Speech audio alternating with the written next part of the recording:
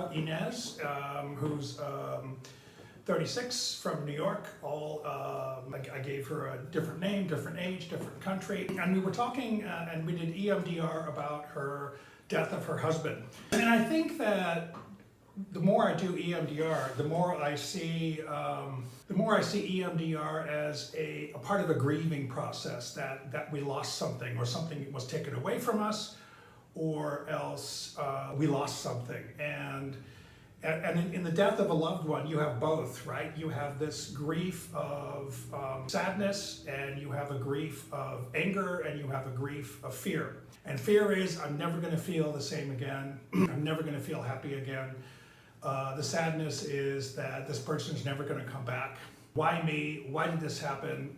This was a living person, a few months ago, and now he's gone. And so what I do with the EMDR is to start the process with always letting them be in control, always letting them pick the words, always letting them know that they are 100%, any direction we go is where they go.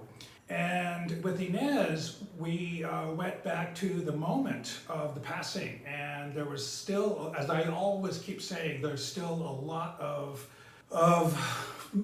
raw emotion that's unprocessed, that's really trapped in the body during the moment of the most traumatic event. When you see the person actually dying, when you see the dead body, when you see the results of some terrible terminal illness, right? This is where you get those frozen emotions because our fight or flight mechanism is really running the show. Our frontal brain is offline. And so the more we went through it, the more she was able to see that so much of that tension was in her jaw, and jaw is always that sign, that tight jaw is always a sign of anger. If you look at this part of my stuff I put on my office, I think this is a really important one, which looks at where in our body does our emotion go. And we did 3 episodes of 2 hours apiece, and by the end of it, a lot of the emotion was released, and what she found was a sense of acceptance, a sense of, this person still lives with her in a different way, a sense of what would that person want my life to be like, right? How is that person behind me? How is that person rooting for me? And that's the desensitization part, right? And then the reprocessing part is looking at when we open up all of these areas for new emotions and for new experiences. Once the old emotions are flushed out, we get a whole new approach to things. When we're stuck with raw emotions of sadness, rage, anger,